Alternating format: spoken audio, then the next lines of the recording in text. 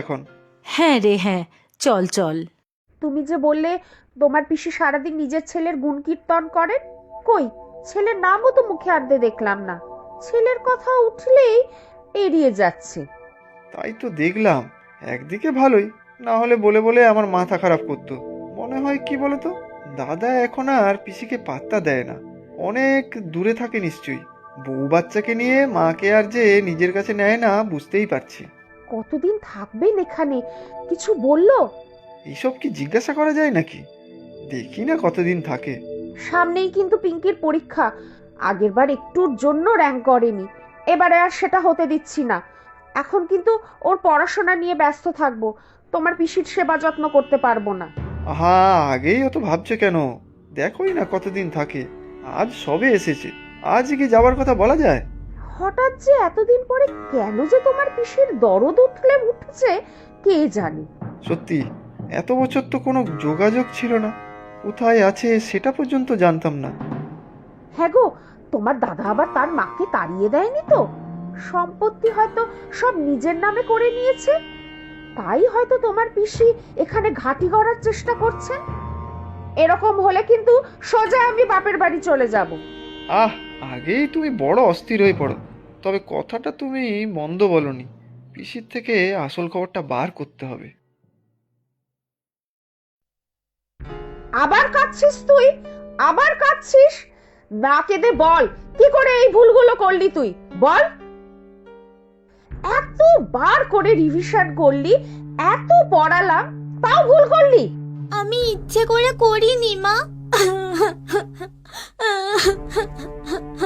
ইচ্ছে করে না করলে ভুল হয় কি করে? হ্যাঁ, খালি অন্যদিকে মন।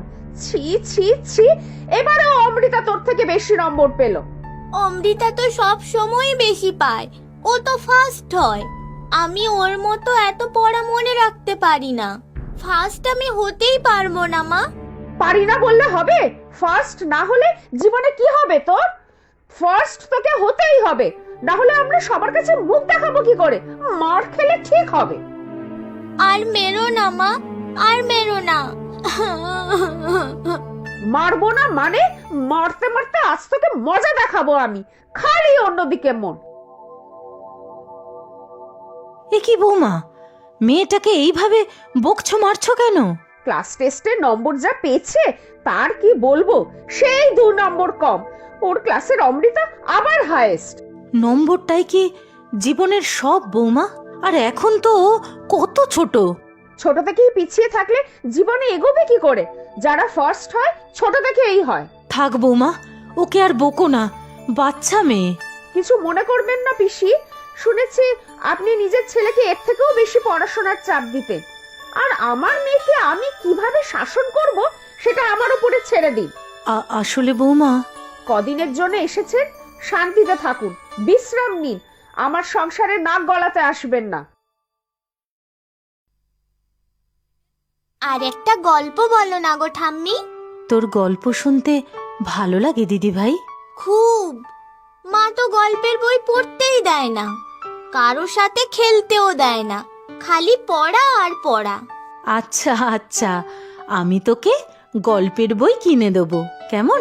তুমি খুব ভালো ঠাম্মি, কিন্তু প্লিজ মাকে বলো না, তাহলে মা বকবে খুব। না না, একদম বলবো না, কালই কিনে আনবো। তুই পড়ার বই না পড়ে